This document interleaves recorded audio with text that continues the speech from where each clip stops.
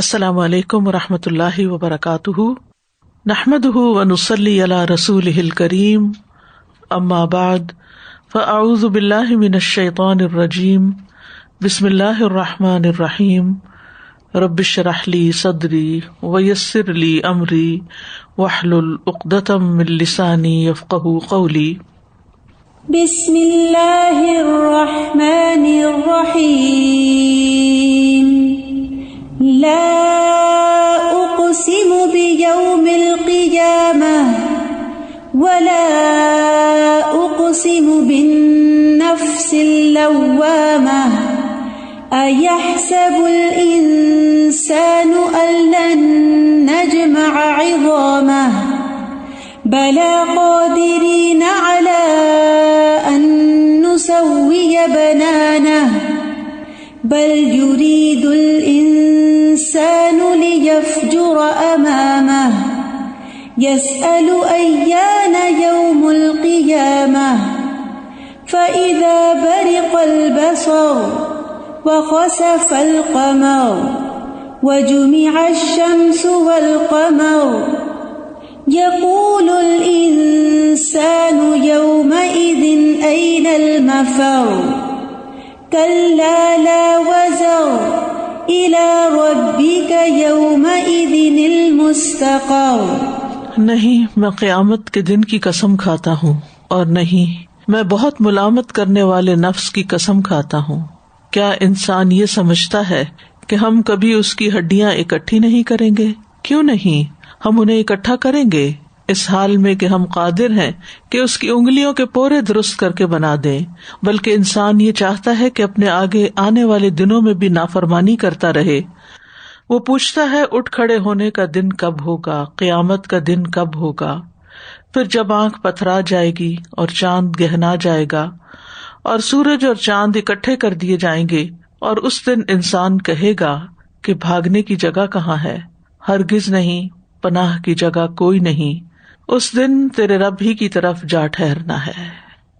تو وہ دن آنا ضرور ہے اور ہم سب کو اسے ایکسپیرئنس کرنا ہے، اس لیے ضروری ہے کہ ہم سب اس کی تیاری کر لیں۔ ہم قیامت کے دن کے حالات کے بارے میں پڑھ رہے تھے، آج ہم انشاءاللہ حشر کی مدت کے بارے میں پڑھیں گے، اور اس کے علاوہ بھی کچھ موضوعات کا احاطہ کیا جائے گا۔ حشر کا دن لمبا دن ہوگا۔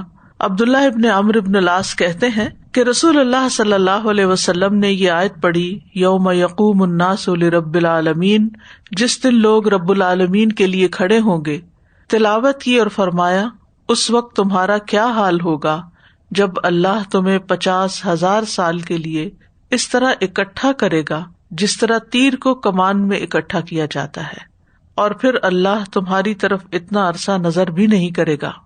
یہاں پر جو لفظ آیا ہے جس طرح تیر کو کمان میں اکٹھا کیا جاتا ہے، تو اس کا مطلب یہ ہے کہ جس طرح بکھرے ہوئے تیر ایک جگہ ترکش میں جمع کیے جاتے ہیں، اسی طرح بکھرے ہوئے لوگوں کو ایک جگہ اکٹھا کر لیا جائے گا۔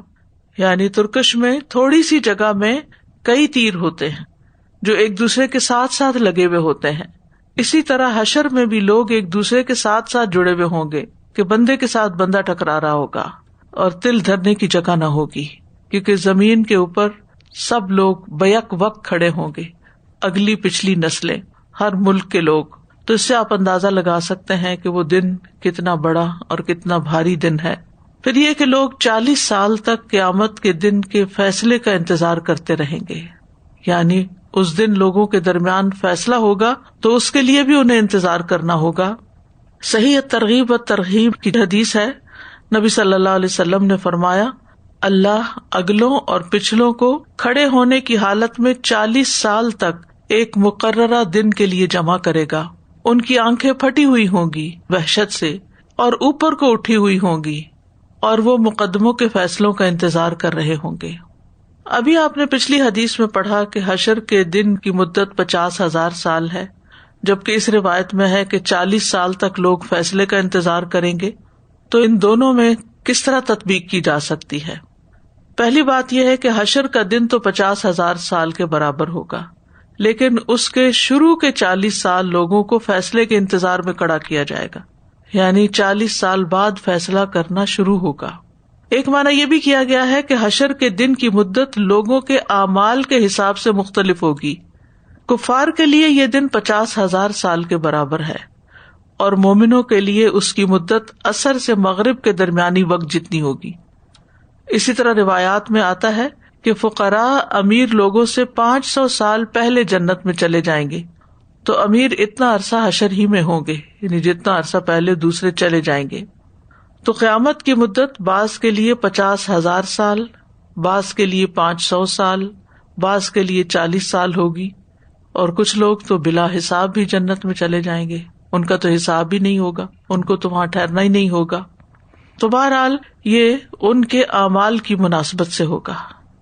دنیا میں ہم تھوڑے سے نیک کام پر راضی ہو جاتے ہیں کہ ہم نے فرض نمازیں ادا کر لی ہیں، کافی ہیں ہمارے لیے، یا زکوٰۃ ادا کر دی ہے، یا اور اسی طرح کی ذمہ داریاں پوری کر دی ہم نے، لیکن ہم ایکسٹرا کرنے کی کوشش نہیں کرتے کہ ہمارے اعمال زیادہ سے زیادہ ہوں، بہترین کوالٹی کے ہوں، جو اللہ تعالیٰ کو پسند آ جائیں، اور اللہ تعالیٰ اس دن ہم پر اپنی رحمت کا معاملہ کر دے.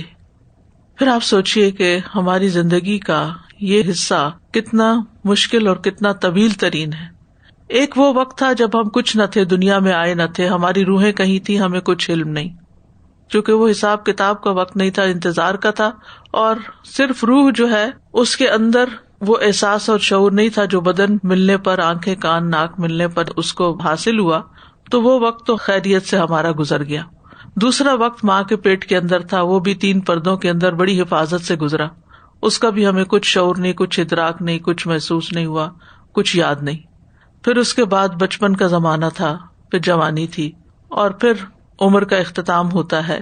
ایک شخص زیادہ سے زیادہ کتنے سال، 100 سال 200 سال کتنا جی سکتا ہے؟ کتنا مختصر وقت ہے یہ جس میں ہمیں کچھ کرنے کا موقع دیا گیا ہے. اس کے بعد قبر کی زندگی ہے، برزخ کی زندگی ہے. ہمیں نہیں معلوم قیامت کب آتی ہے، کیونکہ اللہ تعالیٰ نے اس کا وقت کسی کو بھی نہیں بتایا. تو وہ عرصہ کتنا لمبا ہوگا. عرصہ دراز سے لوگ برزخ میں انتظار میں ہیں. پھر اس کے بعد حشر کا دن ہوگا. تو حشر کا دن کتنا لمبا ہوگا، کتنا طویل ہوگا. جو جتنا زیادہ اللہ کے قریب ہوگا، مقرب ہوگا، اس کے لیے اتنی آسانی ہوگی، اور جو جتنا زیادہ نافرمان ہوگا اس کے لیے وہ دن اتنا ہی زیادہ پریشانی کا باعث بنے گا. اور اس کے بعد پھر ہمیشہ کی زندگی شروع ہوگی. پلسرات سے گزرنے کے بعد جنت یا جہنم میں ہمیشہ ہمیشہ کی زندگی. تو وہ زندگی دراصل زندگی ہے جو جنت کی زندگی ہے. باقی تو انسان کے لیے یا انتظار ہے، یا امتحان ہے، یا تکلیف ہے. تو اس سے یہ اندازہ کیا جا سکتا ہے کہ ہمیں کتنا سوچ سمجھ کے اپنی اس زندگی کو بسر کرنا چاہیے، اور ہمیں اللہ تعالیٰ کے حقوق بھی پورے پورے ادا کرنے چاہیے، اور بندوں کے حقوق بھی پورے ادا کرنے چاہیے. کیونکہ وہ جو فیصلے کے لیے ہے نا کہ لوگوں کے درمیان فیصلہ کیا جائے گا، تو وہ یہ بھی ہوگا کہ آپس میں ایک دوسرے کے اوپر جو ظلم کیے ہوئے ہوں گے ان کا بھی حساب چکایا جائے گا. اب اگر ایک شخص بے شمار لوگوں کے حق میں کوئی ظلم اور زیادتی کرتا ہے تو وہ سارے کھڑے ہوں گے کہ ہمیں اس سے بدلہ دلوایا جائے. تو ہمیں یہ بھی سوچنا چاہیے کہ جو بات ہم کرتے ہیں یا جو کام ہم کرتے ہیں اس کا امپیکٹ کتنے لوگوں پر پڑتا ہے، اور پھر اس کا انہیں فائدہ پہنچتا ہے یا نقصان پہنچتا ہے.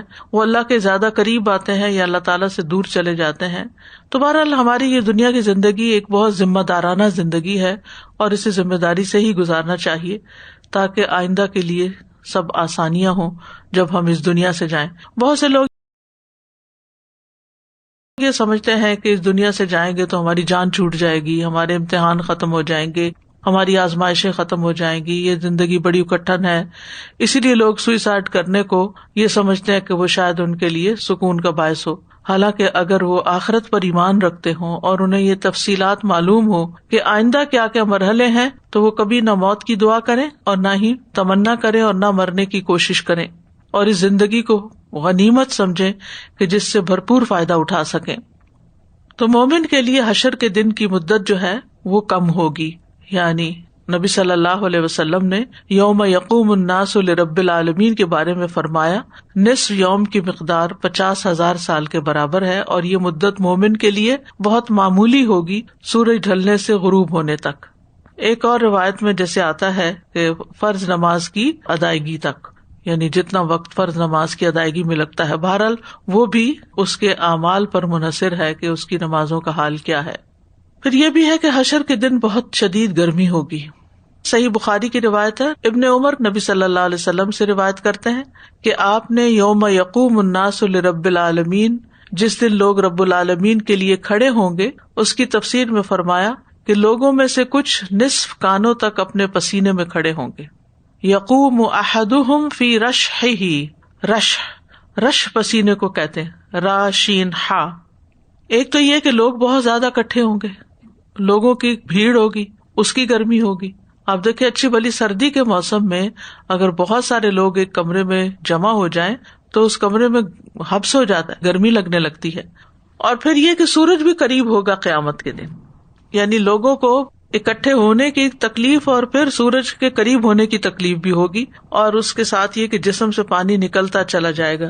رش کہتے ہیں تھوڑے تھوڑے پانی نکلنے کو، کیونکہ پسینہ تھوڑا تھوڑا کر کے نکلتا ہے. اور آپ نے دیکھا ہوگا آپ پسینہ ڈرائی کرتے ہیں، اس میں پھر نکل آتا ہے، ڈرائی کرتے ہیں پھر نکل آتا ہے. کچھ لوگ تو پسینے میں شرابور ہوں گے.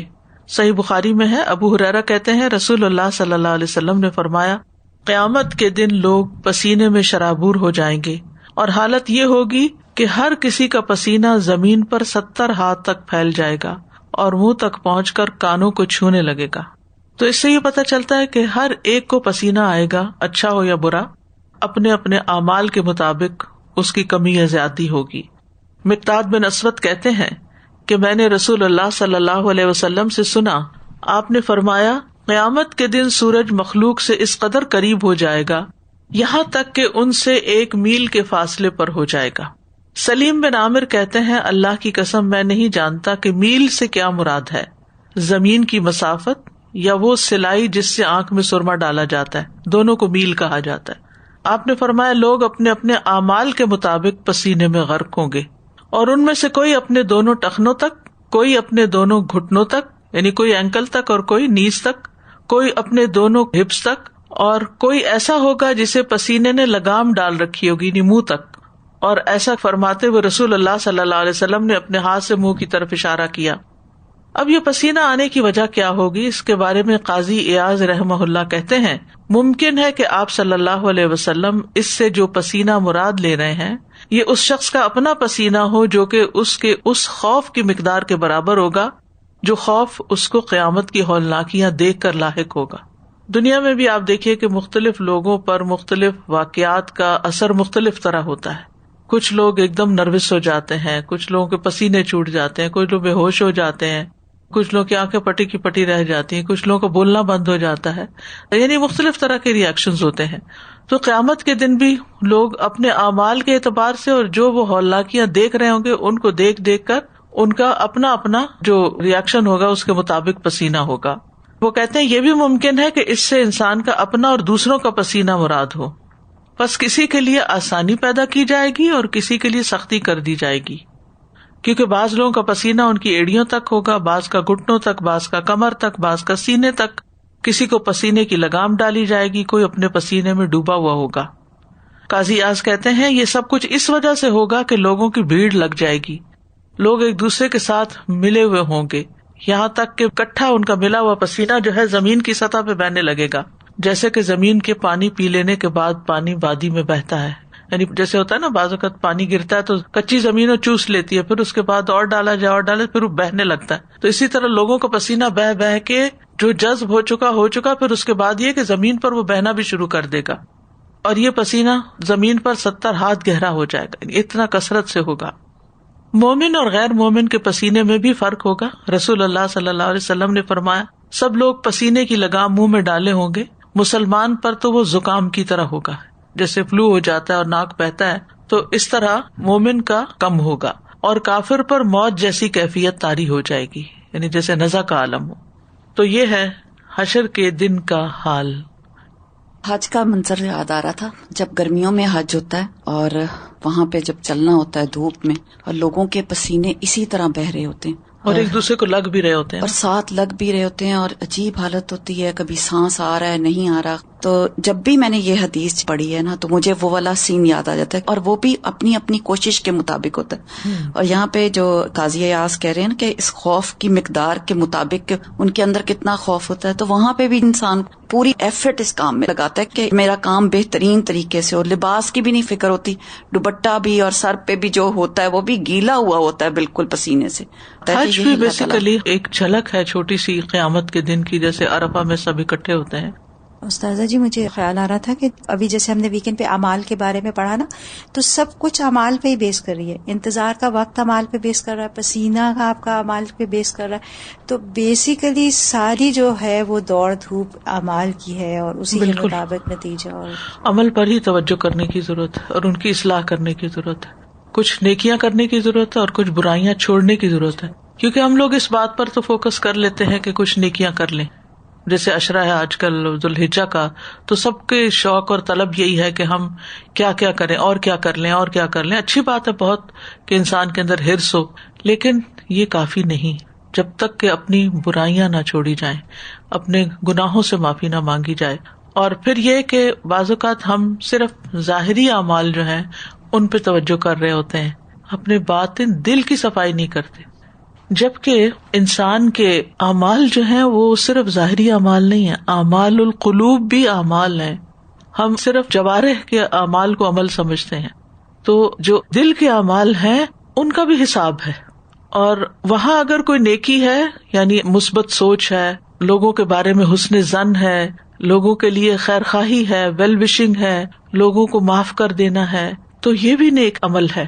اور اسی طرح دل کے اندر سے حسد نکالنا، بغض نکالنا، کینہ اور نفرتیں اور عداوتیں، ان چیزوں سے دل کو صاف کرنا جو ہے یہ بھی بہت ضروری ہے. یہ بھی اعمال ہیں. اس سلسلے میں ایک واقعہ آتا ہے کہ کس طرح نیک بزرگ جو تھے وہ اپنے باطنی اعمال کی فکر کرتے تھے. امام احمد بن حنبل کے بارے میں آتا ہے، ان کے ایک شاگرد صالح بن عبداللہ الخرقی، خارا قافیہ خرقی. وہ کہتے ہیں کہ مجھے ایک دن امام احمد بن حنبل کے ساتھ رات گزارنے کا موقع ملا. پہلی چیز جو میں نے نوٹ کی وہ یہ تھی کہ وہ رات کو بہت کم سوئے، اور پھر رات کا ایک بڑا حصہ ان کا روتے گزرا. تو جب صبح ہوئی تو میں نے پوچھا کہ میں نے آپ کو بہت روتے ہوئے آج رات پایا ہے، تو اس کی کیا وجہ تھی؟ تو وہ کہنے لگے کہ مجھے اپنی وہ تکلیف یاد آ گئی تھی جو معتصم کے دور میں مجھے دی گئی تھی، کوڑے مارے گئے تھے. وہ مسئلہ خلق قرآن پر امام احمد بن حنبل کو بہت سخت سزا دی گئی تھی نا. تو معتصم باللہ تھا اس وقت خلیفہ عباسی. تو کہتے ہیں کہ اس نے میرے اوپر 10 صحت مند جوان مسلط کیے ہوئے تھے. وہ ایک ایک مارتا تھا مجھے، پھر تھک جاتا تھا، پھر وہ چھوڑ کے دوسرا مارنے لگتا، پھر تیسرا، پھر چوتھا، اور وہ اذیت جو ہے وہ مجھے نہیں بھولتی. تو کہتے ہیں کہ میں قیام اللیل کر رہا تھا آج رات، تو اس میں یہ آیت آ گئی کہ وَجَزَاءُ سَيِّئَةٍ سَيِّئَةٌ مِثْلِهَا وَمَنْ عَفَا وَأَصْلَحَ فَأَجْرُهُ عَلَى اللَّهِ. تو میں اس پر رک گیا کہ کیا میں نے اپنے دل سے ان لوگوں کو معاف کر دیا جنہوں نے مجھے تکلیفیں دی؟ تو کہتے ہیں کہ میں اسی وقت سجدے میں گر گیا اور میں نے اللہ تعالیٰ سے دعا کی کہ اللہ تو معتصم کو معاف کر دے. میں نے اس کو معاف کیا. یعنی اتنی سخت تکلیف گزارنے کے بعد، اتنی سزا بھگتنے کے بعد کہ انسان صرف وہ واقعہ بھی پڑھتا ہے نا امام احمد بن حنبل کے اوپر کوڑے برسانے والا، تو روح کانپ اٹھتی ہے. ہم جیسے لوگ تو وہاں شاید اپنا بیان ہی بدل دیں. تو کہتے ہیں کہ میں نے پھر دعا کر کر کے آج اپنا دل صاف کر لیا کہ فمن عفا واصلح فاجرہ علی اللہ. جس نے معاف کر دیا اس کا اجر اللہ کے ذمہ ہو گیا، تو مجھے تو اللہ سے اجر چاہیے. تو ہم جب اعمال کی بات کرتے ہیں نا تو ہم صرف ظاہری نماز روزے تک رہ جاتے ہیں. ضروری ہے وہ بھی، اس میں کوئی شک نہیں، اس کی کوئی اہمیت کم نہیں کہ ہم کہیں کہ اچھا وہ تو کوئی کام نہیں، وہ بھی بہت اہم ہے. لیکن دل کے اعمال کے اوپر ہم بالکل توجہ نہیں دیتے. چھوٹی سی کسی سے ہمیں تکلیف پہنچ جائے ہم اس کو معاف ہی نہیں کرتے، دل میں گرج پالے رکھتے ہیں. اور پھر ذرا سا کوئی مل جائے بندہ ہمیں اپنا ہمدرد، تو ہم اس کو اپنے غم کی داستان لے کے بیٹھ جاتے ہیں، کچھ نمک مرچ ملاتے ہیں اس میں اور خوب بڑھا چڑھا کے بیان کرتے ہیں. لیکن جو شخص معاف کر دے، کیا ہم سے کسی کو تکلیف نہیں پہنچی ہوگی؟ یعنی آپ جتنے بھی لوگ یہاں بیٹھے ہوئے، اگر میں آپ سے پوچھوں انفرادی طور پر بھی کہ کوئی شخص یہ کہے کہ آج تک میں نے کسی کو کوئی دکھ نہیں پہنچایا، ہو ہی نہیں سکتا. کیونکہ بعض اوقات ہم جان بوجھ کے بھی دکھ نہیں پہنچاتے، انجانے میں ہی لوگ ہرٹ ہو جاتے ہیں اور بعد میں پتہ چلتا ہے کہ وہ تو ہرٹ ہو چکے ہیں ہم سے. تو جو چیز ہم خود کرتے ہیں، جو رویے ہمارے اپنے ہیں کہ ہماری ذات سے دوسروں کو تکلیف پہنچے، لوگ بھی اسی طرح ہیں، تو ان کو بھی معاف کر دینا چاہیے. اور پھر یقیناً ہم میں سے ہر شخص زندگی میں ایسے مراحل سے ضرور گزرتا ہے کہ جب دوسروں کی پہنچائی ہوئی تکلیفیں اور اذیتیں ایک غم کی شکل اختیار کر لیتی ہیں. اچھا، وہ غم بھی ہم پالتے ہیں اور اس کو بڑا کرتے رہتے ہیں. اس کو بھی چونکہ معاف نہیں کرتے، لہٰذا وہ غم بڑھتا چلا جاتا ہے اور وہ ہماری زندگی کو گھیر کے رکھ لیتا ہے. تو ایسے میں بھی ہمیں قرآن سے کیا نصیحت یا گائیڈنس ملتی ہے کہ غم کے معاملے میں ہم کیا کریں؟ کیا اس کی داستان لوگوں کو سناتے رہیں؟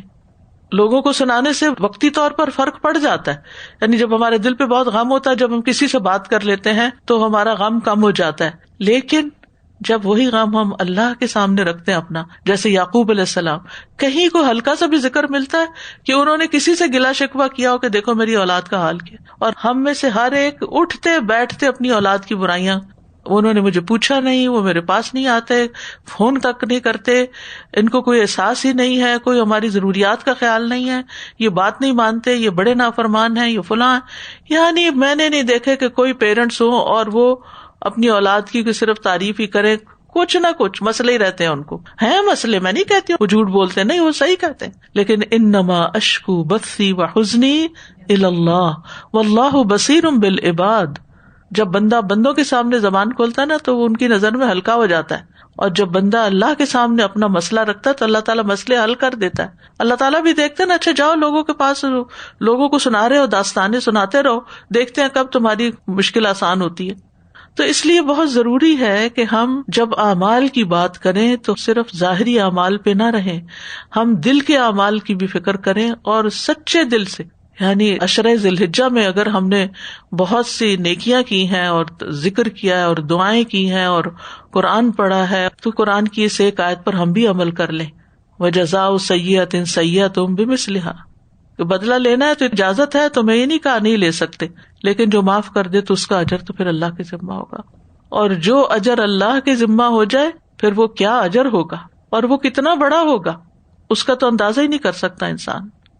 تو حشر کے دن کی معافی کے لیے، یعنی اگر ہم چاہتے ہیں کہ اس دن اللہ تعالیٰ ہم کو معاف کر دے، ہم سے درگزر کر جائے، ہمیں نہ پوچھے، ہمارا کوئی حساب نہ لے، ہم بھی لوگوں کا حساب لینا چھوڑ دیں، لوگوں کا محاسبہ کرنا چھوڑ دیں، اپنا کرنا شروع کر دیں.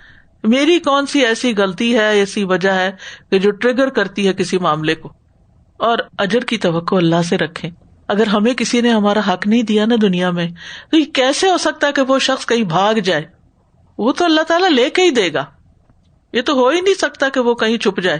یہ اللہ نے قیامت کا دن رکھا ہی اس کام کے لیے کہ اگر کسی نے کسی پہ جھوٹا الزام لگایا یا کسی کے اوپر کوئی بھی زیادتی کی یا کسی کو اس کا حق نہیں دیا، جیسے ہسبینڈ وائف ہیں یا والدین اولاد ہے یا بہن بھائی ہیں، کہیں نہیں جا سکتے. ایک ایک لفظ جو منہ سے نکالا ہوا نا بھگتنا پڑے گا. سب کچھ لکھا ہوا ہے، سب کچھ ڈاکیومینٹڈ ہے. تو اس لیے بہت ضروری ہے کہ ہم ایک ذمہ داری کی زندگی بسر کریں اور اپنے سارے کام، اپنی باتیں، اپنے سوچیں، اپنے اعمال سارے اس دن کو سامنے رکھ کر ان کی اصلاح کریں. اس کے بعد یہ ہے کہ حشر کے دن میں جب یہ کیفیات ہوں گی تو پھر اس کے بعد حساب کتاب کے لیے اللہ سبحانہ وتعالیٰ اور فرشتوں کا نزول ہوگا. سورۃ الحاقہ میں اللہ تعالیٰ فرماتے ہیں وانشقت السماء فهي يومئذ واهية والملك على أرجائها ويحمل عرش ربك فوقهم يومئذ ثمانية. اور آسمان پھٹ جائے گا، پس وہ اس دن کمزور ہوگا اور فرشتے اس کے کناروں پر ہوں گے، اور تیرے رب کا عرش اس دن 8 فرشتے اپنے اوپر اٹھائے ہوئے ہوں گے. فرشتے صف بستہ اتریں گے، یعنی پہلے آسمان والے، پھر دوسرے والے، پھر تیسرے والے، پھر چوتھے، پھر 5ویں، لائن قطار نیچے اتریں گے اور زمین کو چاروں طرف سے سراؤنڈ کر لیں گے. سورۃ الفجر میں اللہ تعالیٰ فرماتے ہیں كلا إذا دكت الأرض دكا دكا وجاء ربك والملك صفا صفا. ہرگز نہیں جب زمین کوٹ کوٹ کر ریزہ ریزہ کر دی جائے گی اور تیرا رب آئے گا اور فرشتے جو صف در صف ہوں گے پورے ڈسپلن کے ساتھ. کوئی ہجوم، ہنگامہ، بھیڑ اور ہیپیزڈ چیزیں نہیں ہوں گی، بلکہ پورا ایک سین ہوگا. سورۃ الفرقان میں آتا ہے وَيَوْمَ تَشَقَّقُ السَّمَاءُ بِالْغَمَامِ وَنُزِّلَ الْمَلَائِكَةُ تَنزِيلًا. اور جس دن آسمان بادل کے ساتھ پھٹ جائے گا اور فرشتے اتارے جائیں گے، لگاتار اتارا جانا، یعنی آتے ہی چلے جائیں گے، آتے ہی چلے جائیں گے. انسان جب دیکھیں گے تو کیا حال ہوگا. پھر اللہ سبحانہ تعالیٰ کے نزول سے زمین روشن ہو جائے گی. سورۃ الزمر میں اللہ تعالیٰ فرماتے ہیں وَأَشْرَقَتِ الْأَرْضُ بِنُورِ رَبِّهَا وَوُضِعَ الْكِتَابُ وَجِيءَ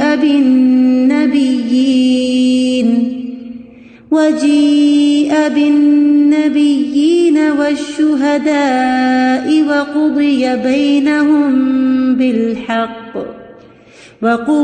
بَيْنَهُم بِالْحَقِّ وَهُمْ لَا يُظْلَمُونَ.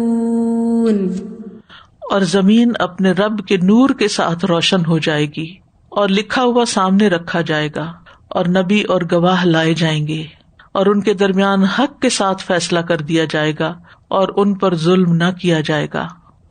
یعنی جب اللہ سبحانہ تعالیٰ لوگوں کا فیصلہ کرنے کے لیے محشر کی زمین پر نزول فرمائیں گے، اور یہ اللہ ہی جانتا ہے کہ وہ کیسا ہوگا، تو اس کا مقصد بندوں کے درمیان فیصلہ کرنا ہوگا. اور جب رحمان اپنی مخلوق کے درمیان فیصلہ کرنے کے لیے ظاہر ہوگا تو زمین اپنے رب کے نور سے چمک اٹھے گی اور سب لوگ اس پر واضح نظر آ رہے ہوں گے. جیسے کسی سفید کاغذ کے اوپر اگر کچھ چیزیں رکھ دی جائے تو وہ چیزیں نمایاں ہو کر نظر آتی ہیں. اسی طرح صحیح ترغیب و ترغیب میں کرسی پر نزول کی بات بھی آتی ہے. عبداللہ بن مسعود کہتے ہیں کہ نبی صلی اللہ علیہ وسلم نے فرمایا، اللہ پہلوں کو اور پچھلوں کو مقررہ معلوم دن میں جمع کرے گا، 40 سال کے قیام کے برابر، کہ ان کی نگاہیں اٹھی ہوئی ہوں گی، یعنی انتظار کر رہے ہوں گے، وہ فیصلہ ہو جانے کے منتظر ہوں گے. اللہ عز و جل بادلوں کے سائے میں عرش سے کرسی کی طرف نزول فرمائے گا. پھر ایک پکارنے والا پکارے گا، اے لوگو، کیا تم اپنے اس رب سے راضی اور خوش نہیں ہو کہ جس نے تمہیں پیدا کیا اور تمہیں روزی دی اور تمہیں یہ حکم دیا کہ اسی کی عبادت کرو اور اس کے ساتھ کسی کو شریک نہ کرو، اور یہ کہ اس نے تم میں سے ہر انسان کو پھیر دیا کہ جس کی وہ دنیا میں عبادت کرتے تھے، یعنی اس کی طرف. کیا یہ تمہارے رب کی طرف سے عدل و انصاف نہیں؟ وہ کہیں گے کہ ہاں. تو اس روایت سے کیا پتہ چلتا ہے کہ اللہ تعالیٰ بادلوں کے سائے میں عرش سے کرسی کی طرف نزول فرمائیں گے. کیفیت کیا ہوگی یہ اللہ ہی بہتر جانتا ہے. مراد یہ ہے کہ یہاں فیصلہ کرنے کے لیے جو کرسی ہوگی، یہ وہ کرسی نہیں جس کا ذکر آیت الکرسی میں آتا ہے. آیت الکرسی میں جس کرسی کا ذکر آتا ہے تو اس میں تو ابن عباس نے اس کا میننگ بتا دیا کہ وہ فٹ سٹول ہوگا، یعنی اللہ سبحانہ تعالیٰ کا فٹ سٹول ہے. تو اللہ تعالیٰ عرش سے اپنی کرسی پر براجمان ہوں گے، لیکن ہمیں نہیں معلوم کہ وہ کس طرح ہوگا. ایک اور معنی یہ ہے کہ اللہ تعالیٰ بادلوں کے سائے میں عرش سے اپنی کرسی کی طرف آئے گا اور بندوں کے درمیان فیصلہ کرے گا، اور عدل و انصاف کے ساتھ فیصلہ ہوگا. عدل و انصاف کے ساتھ، یہ جو عدل و انصاف والی بات ہے نا، یہ بڑی اہم ہے، کیونکہ ہر انسان سمجھتا ہے کہ میں مظلوم ہوں، مجھ پر زیادتی ہوئی ہے، میری کوئی غلطی نہیں، ساری غلطی دوسرے کی. اور یوں ہم ساری زندگی اپنے آپ کو نیک سمجھ کے توبہ بھی نہیں کرتے اور گناہوں میں ہی زندگی بسر کر کے چلے جاتے ہیں. تو اس میں آپ دیکھیے کہ جو لوگ اللہ سے ڈرتے ہیں نا، وہ کس طرح اپنے دل بڑے کر لیتے ہیں کہ اگر کسی نے زیادتی کی بھی ہو تو اس کے ساتھ بھی حسن سلوک کرنا جانتے ہیں. ایک تو یہ ہے نا کہ معاف کر دینا، جیسے میں نے پیچھے ایک واقعہ بتایا، اور ایک یہ ہے کہ معاف کرنے کے بعد پھر حسن سلوک کرنا. امام ابن القیم لکھتے ہیں کہ ایک مرتبہ وہ اپنے استاد امام ابن تیمیہ کے ساتھ بیٹھے ہوئے تھے کہ ان کا ایک شاگرد آیا، نام اس کا نہیں لکھا، تو اس نے آ کے کہا کہ یا شیخ، آپ کو خوشخبری ہو، آپ کا دشمن مر گیا ہے. کوئی ایک شخص تھا جو امام ابن تیمیہ سے بہت دشمنی رکھتا تھا. امام ابن تیمیہ کی بھی بہت مخالفت تھی ان کے دور میں، آج بھی ہے، لیکن جب انسان زندہ ہوتا ہے تو زیادہ ہی لوگوں کو پریشانی ہوتی ہے جو لوگ بھی کچھ کر رہے ہوں. تو وہ کہنے لگے تم کس بات کی خوشخبری دے رہے ہو؟ ایک مسلمان کے فوت ہونے کی خوشخبری دے رہے ہو؟ حالانکہ اس شخص نے بہت ستایا ہوا تھا امام ابن تیمیہ کو. ایک مسلمان کے فوت ہونے پر تم خوشخبری دے رہے ہو؟ افسوس ہے تم پر. پھر وہ کہتے ہیں کہ مجھے اس کے گھر لے چلو. اس کے گھر گئے جو فوت ہوا تھا، اس کے بچوں سے تعزیت کی اور کہا کہ آج کے بعد میں تمہارا باپ ہوں، کوئی بھی ضرورت ہو تو مجھے بتانا، تمہارا باپ چلا گیا ہے لیکن میں تمہارے لیے باپ کے مقام پر ہوں. اس کو کہتے ہیں نہ صرف یہ کہ معاف کر دینا بلکہ احسان بھی کرنا. یہ سب اخلاق اور کردار کہاں سے پیدا ہوتا ہے؟ آخرت کی فکر کرنے سے، کہ آخرت کا دن بہت سخت دن ہے، وہاں چھوٹی چھوٹی چیزوں کا بھی بدلہ لیا جائے گا. اسی لیے امام بخاری کے بارے میں آتا ہے کہ ایک دفعہ ایک نابینا شخص سے وہ حدیث لے رہے تھے اور وہ حدیث بولتے ہوئے زبان کو یا منہ کو اس طرح ہلا رہا تھا کہ ان کو ہنسی سی آ گئی. یعنی بعض اوقات ہوتا ہے نا، ہم کسی کو دیکھتے ہیں تو وہ فنی سی شکل بن جاتی ہے اس کی تو ہم ہنس پڑتے ہیں، وہ تو دیکھ رہا ہوتا ہے ہمیں، اس کو پتا چل جاتا ہے ہم اس پہ ہنسے ہیں تو ہم سوری بھی کر لیتے ہیں کبھی. تو امام بخاری کو یہ ہوا کہ اس نے تو مجھے دیکھا نہیں اور میں اس پہ ہنسا ہوں، کہیں اسی پہ نہ میری پکڑ ہو جائے. تو انہوں نے اس سے معافی مانگی کہ تم جب یہ حدیث سنا رہے تھے تو ہنسی آ گئی تھی مجھے، تمہیں نہیں پتا لیکن میں تمہیں بتا رہا ہوں. یعنی دنیا میں ہی انسان اپنے معاملے صاف کر لے کہ ظالموں کی صف میں نہ کھڑا ہو. پھر اس کے بعد ہے میدان حشر میں جہنم کا لایا جانا. قیامت کے دن جہنم لائی جائے گی. سورۃ الفجر میں آتا ہے وَجِيءَ يَوْمَئِذٍ بِجَهَنَّمَ يَوْمَئِذٍ يَتَذَكَّرُ الْإِنسَانُ وَأَنَّىٰ لَهُ الذِّكْرَىٰ. اس دن جہنم کو لایا جائے گا. اس دن انسان نصیحت حاصل کرے گا اور اس وقت اس کے لیے نصیحت کہاں. اس دن اس کو ہوش آ جائے گی، اوہ میں کس غلط فہمی میں رہا، مجھے یہ نہیں کرنا چاہیے تھا. اپنے برے اعمال پر سخت افسوس اور پشیمانی ہوگی اور جو نہیں کیا اس پر بھی حسرتیں ہوں گی، لیکن اب ان حسرتوں کا کوئی فائدہ نہیں.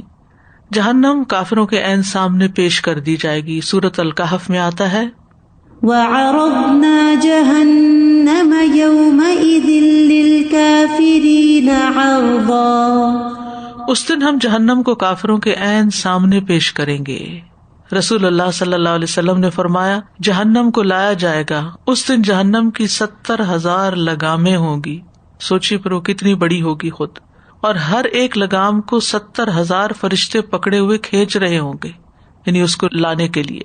گناہگاروں کو دیکھ کر، یعنی جہنم کے اندر ایک سینس بھی ہوگی، وہ جب مجرموں کو دیکھے گی، اپنا شکار دیکھے گی تو جوش کھائے گی. سورۃ الفرقان میں آتا ہے اذا رأتهم من مکان بعید سمعوا لها تغیظا وزفیرا. جب وہ دور سے انہیں دیکھے گی یعنی اپنے شکار کو، تو یہ اس کے جوش و خروش کی آوازیں خود ہی سن لیں گے. یعنی جہنم اور بھڑکنے لگے گی، اس کی آوازیں پہ مجرم سننے لگیں گے. سورۃ الملک میں آتا ہے اذا القوا فيها سمعوا لها شهيقا وهي تفور تكاد تميز من الغيظ كلما ألقي فيها فوج سألهم خزنتها ألم يأتكم نذير. جب وہ اس میں پھینکے جائیں گے تو اس کے دھاڑنے کی آواز سنیں گے، چیخ پکار جہنم کی، اور وہ اچھل رہی ہوگی، یعنی آگ کے انگارے اوپر اٹھ رہے ہوں گے. ایسا معلوم ہوگا کہ غصے کی وجہ سے پھٹ پڑے گی، ایسا معلوم ہوگا کہ غصے کی وجہ سے پھٹ جائے گی. جب کوئی اس میں انبوہ ڈالا جائے گا تو اس کے داروغے پوچھیں گے کیا تمہارے پاس کوئی ڈرانے والا نہیں آیا تھا؟ تمہیں اس جہنم کے بارے میں کسی نے نہیں بتایا تھا تاکہ تم ڈرتے اور بچتے. جہنم بڑے بڑے انگارے پھینکے گی. سورۃ المرسلات میں آتا ہے انہا ترمی بشرر کالقصر کانہ جمالۃ صفر. وہ اتنے بڑے بڑے شرارے پھینکے گی جیسے محل، جو اچھلتے ہوئے یوں محسوس ہوں گے گویا وہ زرد اونٹ ہیں. جہنم کے اندر سے گردن ظاہر ہو کر اپنا شکار ڈھونڈے گی، یعنی باہر سے لوگوں کو تلاش کرے گی. مسند احمد کی روایت ہے، رسول اللہ صلی اللہ علیہ وسلم نے فرمایا قیامت کے دن جہنم سے ایک گردن باہر نکلے گی جس کی 2 آنکھیں ہوں گی جن سے وہ دیکھتی ہوگی، اور 2 کان ہوں گے جن سے وہ سنتی ہوگی، اور ایک زبان ہوگی جن سے وہ بولتی ہوگی. اور وہ کہے گی مجھے 3 قسم کے لوگوں پہ مسلط کیا گیا ہے. نمبر 1 ہر سرکش اناد رکھنے والے پر، متکبر انسان پر. نمبر 2 ہر اس شخص پر جو اللہ کے ساتھ دوسروں کو معبود بنائے یعنی شرک کرے.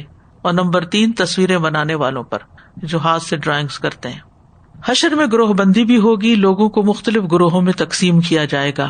سورۃ النمل میں آتا ہے وَيَوْمَ نَحْشُرُ ونحشر من كل أمة فوجا ممن يكذب بآياتنا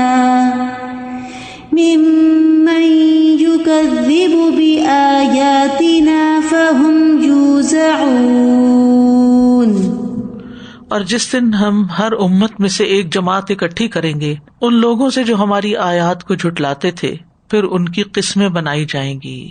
یہ ایک قسم ہے، یہ دوسری ہے، یہ تیسری، یعنی مختلف اعمال کی بنیاد پر لوگ الگ الگ کر دیے جائیں گے. متقین کو الگ کر دیا جائے گا. سورۃ مریم میں اللہ تعالیٰ فرماتے ہیں یوم نحشر المتقین الی الرحمن وفدا. جس دن ہم متقی لوگوں کو رحمان کی طرف مہمان بنا کر اکٹھا کریں گے. مجرموں کو الگ کر دیا جائے گا چاہے وہ دنیا میں ان کے ساتھ رہتے تھے. سورۃ یاسین میں آتا ہے وامتازوا اليوم ایھا المجرمون. ہر شخص اپنے اپنے معبودوں کے ساتھ ہوگا. صحیح بخاری میں آتا ہے لوگ قیامت کے دن جمع کیے جائیں گے، پھر اللہ تعالیٰ فرمائے گا کہ جو جسے پوجتا تھا اس کے ساتھ ہو جائے. چنانچہ بہت سے لوگ سورج کے پیچھے ہو جائیں گے، بہت سے چاند کے پیچھے، کیونکہ انہوں نے ان کو معبود بنا رکھا تھا، جیسے قوم سبا سورج کو پوجتی تھی، اور بہت سے بتوں کے پیچھے چل پڑیں گے. عبداللہ بن مسعود کہتے ہیں نبی صلی اللہ علیہ وسلم نے فرمایا اللہ پہلوں اور پچھلوں کو مقررہ معلوم دن میں جمع کرے گا 40 سال کے قیام کے برابر. ان کی نگاہیں اٹھی ہوئی ہوں گی، وہ فیصلہ اور حکم ہونے کے منتظر ہوں گے. اللہ عز و جل بادلوں کے سائے میں عرش سے کرسی کی طرف نزول فرمائے گا. پھر ایک پکارنے والا پکارے گا اے لوگوں کیا تم اپنے اس رب سے راضی اور خوش نہیں ہو کہ جس نے تمہیں پیدا کیا، تمہیں روزی دی، تمہیں یہ حکم دیا کہ اسی کی عبادت کرو اور اس کے ساتھ کسی چیز کو شریک نہ کرو، اور یہ کہ اس نے تم میں سے ہر انسان کو پھیر دیا جس کی وہ دنیا میں عبادت کیا کرتے تھے. کیا یہ تمہارے رب کی طرف سے عدل و انصاف نہیں ہے؟ بس ہر قوم اس کی طرف جائے گی جس کی وہ دنیا میں عبادت کرتے تھے اور دنیا میں جس سے محبت کیا کرتے تھے.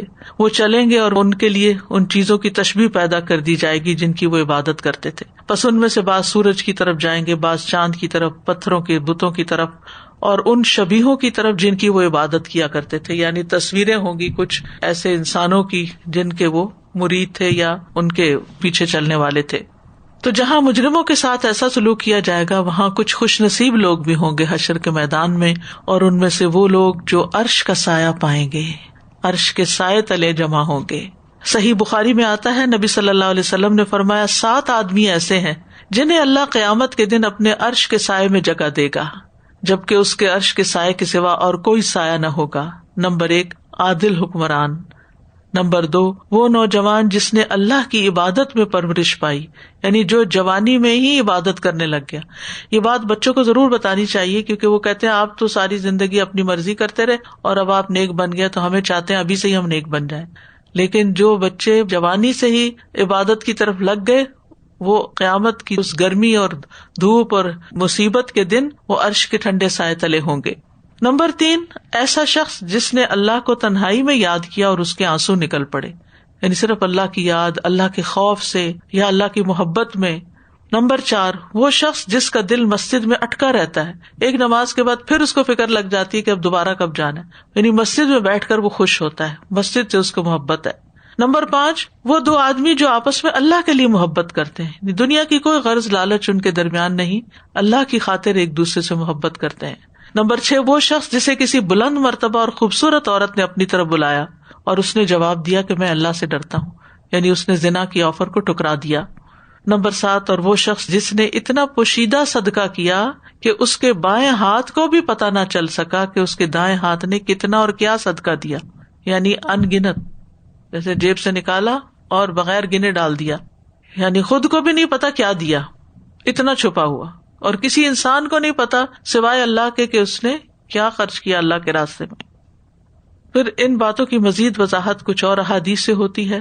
اللہ کی خاطر محبت کرنے والے، مسند احمد میں معاذ بن جبل سے روایت ہے رسول اللہ صلی اللہ علیہ وسلم نے فرمایا کہ اللہ کی خاطر ایک دوسرے سے محبت کرنے والے قیامت کے دن عرش کے سائے میں ہوں گے. تنگ دست کو مہلت دینے والا بھی عرش کے سائے تلے ہوگا، یعنی کسی نے آپ سے قرضہ لیا واپس نہیں دے پا رہا، یعنی بعض اوقات ایسا ہوتا ہے نا کہ آپ کسی کو قرضہ دیتے ہیں، اس کے حالات اچھے نہیں ہوتے اور پھر اچانک اور زیادہ اس کا مال ڈوب جاتا ہے، اب آپ کو توقع بھی نہیں کہ وہ واپس کر سکے گا، تو آپ صبر سے بیٹھے ہیں, اسے اذیت نہیں دیتے, اس کو پیچھا نہیں کرتے, اس کو پریشان نہیں کرتے, حالانکہ آپ خود بھی ضرورت مند ہوتے ہیں. تو جو مہلت دے گا اور دوسرے کو ریلیکس کرے گا وہ بھی قیامت کے دن عرش کے سائے میں ہوگا. ابو قتادہ کہتے ہیں میں نے رسول اللہ صلی اللہ علیہ وسلم کو فرماتے ہوئے سنا, جو شخص اپنے مقروض کو مہلت دے دے یا اسے معاف کر دے تو وہ قیامت کے دن عرش کے سائے میں ہوگا. کچھ لوگ نور اور سونے کے ممبروں پر بیٹھے ہوں گے, وہ بھی خوش نصیب لوگ ہوں گے. رسول اللہ صلی اللہ علیہ وسلم نے فرمایا مہاجرین کے لیے قیامت کے دن سونے کے ممبر ہوں گے. مہاجرین وہ ہیں جنہوں نے اللہ کی راہ میں تکلیفیں اٹھائیں, اپنا گھر بار چھوڑ دیا, اپنے کاروبار چھوڑ دیے, اپنے بیوی بچے چھوڑ دیے اور صرف اللہ اور اس کے رسول کی محبت میں مکہ سے مدینہ چلے گئے, یا اس کے بعد بھی جب کبھی ایسا وقت آیا انہوں نے دین کے لیے تکلیفیں اٹھائیں کہ اپنا ایمان بچانے کے لیے انہوں نے ہر طرح کی قربانیاں کی. وہ ان پر بیٹھیں گے, یعنی حشر کے دن جب ہر شخص اس مصیبت میں ہوگا تو وہ وہاں سونے کے ممبروں پہ بیٹھے ہوں گے اور ہر قسم کی گھبراہٹ سے امن میں ہوں گے, بے فکر ہوں گے, کیونکہ وہ دنیا میں ستائے گئے, پریشان رہے, سخت خوف کا شکار رہے, اذیتیں انہوں نے برداشت کی. پھر عدل کرنے والے نور کے ممبروں پر ہوں گے. رسول اللہ صلی اللہ علیہ وسلم نے فرمایا انصاف کرنے والے قیامت کے دن رحمان عز و جل کی دائیں جانب اللہ کے نزدیک نور کے ممبروں پر ہوں گے اور اللہ کے دونوں ہاتھ دائیں ہیں. یہ وہ لوگ ہوں گے جو اپنی رعایا, اپنے اہل و عیال اور ماتحتوں میں عدل و انصاف کرتے ہوں گے, یعنی جو ان کے انڈر لوگ ہوں گے. اللہ کی خاطر باہم محبت کرنے والے. ابو مالک اشعری کہتے ہیں رسول اللہ صلی اللہ علیہ وسلم نے فرمایا اے لوگو سن لو, ذہن میں محفوظ کر لو اور جان لو, اللہ عز و جل کے کچھ بندے ایسے بھی ہیں جو نبی یا شہید تو نہ ہوں گے, لیکن ان کے بلند مرتبے اور اللہ کے قریب ہونے کی وجہ سے انبیاء اور شہداء بھی ان پر رشک کریں گے. اس پر سب سے آخر میں بیٹھے ہوئے ایک دیہاتی نے گھٹنوں کے بل جھک کے اپنے ہاتھ سے نبی صلی اللہ علیہ وسلم کی طرف اشارہ کیا کہ یا رسول اللہ, جو انبیاء اور شہید نہ ہوں گے لیکن ان کے بلند مرتبے اور اللہ کے قریب ہونے کی وجہ سے انبیاء اور شہداء بھی ان پہ رشک کریں گے. اس بات کو ذرا ہمیں واضح کر دیں, ایکسپلین کر دیں, یعنی ان لوگوں کے اوصاف ہمیں بتا دیں, وہ کون خوش قسمت ہوں گے. نبی صلی اللہ علیہ وسلم اس دیہاتی کا سوال سن کر خوش ہو گئے. فرمایا یہ نامعلوم لوگوں میں سے ہوں گے جو قبیلوں سے نکلے ہوں گے, یعنی ڈفرنٹ علاقوں سے آئے ہوں گے, ان کے درمیان کوئی قریبی رشتے داری نہ ہوگی, وہ اللہ کی خاطر ایک دوسرے سے محبت کرتے ہوں گے, اللہ کی رضا کے لیے ایک دوسرے سے اخلاص کا مظاہرہ کریں گے, یعنی ایک دوسرے کے لیے خالص ہوں گے, دل میں کوئی حسد بغض کچھ نہیں, محبت ہی محبت ہے, اور جو ایک دوسرے کے ساتھ نیکی کا برتاؤ کرتے ہیں یا احسان کا برتاؤ کرتے ہیں وہ خالص ہوگا, لالچ کے ساتھ نہیں ہوگا. دنیا کے تعلقات میں انسان جن کے ساتھ سوشلائزنگ کرتا ہے, اٹھتا بیٹھتا ہے, تو آپ دیکھیں کہ بہت سے لوگ کیسی کیسی باتوں میں مقابلے کرتے ہیں. ہم نے ان کو دعوت پہ بلایا تھا, انہوں نے آج تک ہمیں نہیں بلایا, ہم نے ان کو فلاں گفٹ دیا تھا, ہمیں تو انہوں نے کبھی گفٹ نہیں دیا, ہم نے ان کے ساتھ یہ کیا, انہوں نے ہمارے ساتھ یہ نہیں کیا, ہم ان کے لیے یہ لائے, وہ ہمارے لیے یہ نہیں لائے. رشتے داریاں ہوں یا تعلق داریاں ہوں, لوگ ایک دوسرے کو تانے دیتے رہتے ہیں یا ایک دوسرے کو ہنسی مذاق میں بھی بعض اوقات سناتے رہتے ہیں کہ تم نے یہ نہیں کیا, تم نے وہ نہیں کیا, ہم نے تمہارے لیے کیا کچھ کیا. تو اس سے بھی بچنے کی ضرورت ہے, کیونکہ جو محبت اللہ کے لیے ہوگی خالص ہوگی, جو جس کے لیے جو بھی کچھ کر سکے گا وہ کسی احسان چڑھانے کے لیے نہیں, صرف اللہ سے بدلہ لینے کے لیے. تو ایسے لوگ پھر عرش کے سائے تلے ہوں گے اس مصیبت کے دن. قیامت کے دن اللہ ان کے لیے نور کے ممبر رکھے گا اور انہیں ان پر بٹھائے گا, ان کے چہرے نورانی کر دے گا, ان کے کپڑے بھی نور کے ہوں گے. کیا خوبصورت منظر ہوگا. آج دلہن کے کپڑے روشن دکھانے کے لیے کتنی لائٹوں کا انتظام کیا جاتا ہے, اوپر سے, دائیں سے, بائیں سے, ادھر سے ادھر سے, تاکہ وہ بیچ میں سے چمک اٹھے. تو قیامت کے دن قدرتی طور پر ان لوگوں کے لباس بھی روشن, چہرے بھی روشن, اور جن سونے کی کرسیوں پر وہ بیٹھے ہوئے ہوں گے وہ بھی روشن, حالانکہ دنیا میں وہ انتہائی مشقتوں والی زندگی بسر کر کے گئے ہوں گے. لوگ قیامت کے دن گھبراہٹ میں ہوں گے, ان پر کوئی گھبراہٹ نہیں ہوگی. یہی اولیاء اللہ ہیں جن پر نہ کوئی خوف ہوگا نہ ہی وہ غمگین ہوں گے. تو کتنا ضروری ہے کہ انسان خالص ہو کے دوسروں سے محبت کرے, خالص ہو کے, کسی لالچ کے بغیر, اور کسی کے ساتھ کوئی نیکی کر لے تو اس کو مینشن نہ کرے. بعض اوقات ہم کسی کے ساتھ اچھا کر کے پھر ادھر سناتے ہیں, ادھر سناتے ہیں, اس کو بتاتے ہیں, اس کو بتاتے ہیں, اس کی تعریف چاہتے ہیں, اس سے اجر چاہتے ہیں. یہ چیز ہم اپنے دماغ سے نکال دیں, کیونکہ جو کچھ ہمیں ملتا ہے نا وہ اللہ ہی دیتا ہے. وَمَا بِكُم مِّن نِّعْمَةٍ فَمِنَ اللَّهِ, اگر اللہ نہ چاہے تو آپ کی اپنی ماں بھی آپ کو کچھ نہیں دے سکتی. یہ بھی اللہ ہی کی ڈالی ہوئی رحمت ہوتی ہے کہ وہ بچے پہ ترس کھاتی ہے، اسے دودھ پلاتی ہے، وہ نافرمانیاں بھی کرتا ہے تو اس کو پکا پکا کے دیتی رہتی. یہ اللہ ہی دلواتا ہے، وہ اپنے بندوں کو رزق پہنچاتا ہے. تو اس لیے بندوں سے بار بار ان کو جتانا کہ دیکھو میں کیا کر رہی ہوں، تم نہیں کر رہے، اس عادت کو چھوڑ دینا چاہیے، کیونکہ اس سے سوائے تلخیوں کو کچھ فائدہ نہیں ہوتا. جو دیا اس کا صلہ اللہ سے مانگے، چاہے اپنے بہن کو دیا، بچے کو بھی دیا. ہمارے والد اکثر یہ کہتے تھے کہ ہم جو بھی آپ کو تعلیم دے رہے ہیں اس پہ خرچ کریں، کیونکہ میں یونیورسٹی میں تھی، ہاسٹل کا بھی بل آتا تھا، فیس بھی، کتابیں بھی اور خرچے بھی. تو جب مجھے پیسے ملتے تھے میں رو پڑتی تھی کہ میرے والد اتنی محنت کر کے ہم پر خرچ کر رہے ہیں. تو میں اس کا جب کبھی چھوٹا سا بھی شکریہ، کیا ماں باپ کا ہم کب شکریہ ادا کرتے ہیں، یعنی ذرا سی بھی بات کرنے لگتی تو کہتے ہیں ہم جو کچھ آپ پہ کر رہے ہیں وہ صرف اللہ کے لیے کر رہے ہیں، ہم آپ سے بھی کوئی بدلہ نہیں چاہتے. اور یہ حقیقت ہے، واقعی ہم نے ان کو کچھ نہیں دیا سوائے اس کے کہ جو انہوں نے ہمیں سکھایا اور ہم پہ محنت کی اور ہمیں تعلیم و تربیت دی، اس کا جو فیض اگر ہم سے کسی کو پہنچا تو ان کے لیے بھی صدقہ جاری ہے. تو جب انسان خالص ہو کے، بے لوث ہو کے دوسروں کی، حتیٰ کہ اپنے بچوں کی بھی بے لوث ہو کے خدمت کرتا ہے اور کسی اجر کی توقع نہیں رکھتا، تو پھر یہ محبتیں اللہ کے لیے ہوتی ہیں. ماں باپ سے محبت ہے، کچھ بھی وہ کرے اس لیے محبت ہے کہ اللہ نے حکم دیا ہے نا کہ ان کے ساتھ ہم اچھا کریں. وبالوالدین احسانا، اور اسی احسان میں ایک محبت کرنا بھی آتا ہے جبکہ وہ ہم پہ زیادتیاں کر رہے ہوں یا ہمیں تنگ کر رہے ہوں کسی وجہ سے. اور اسی میں بہن بھائیوں کے ساتھ بھی، ورنہ آپ دیکھیے کہ یہ جو رشتے داریوں کی خرابی ہے اس کی بنیادی وجہ کیا ہے؟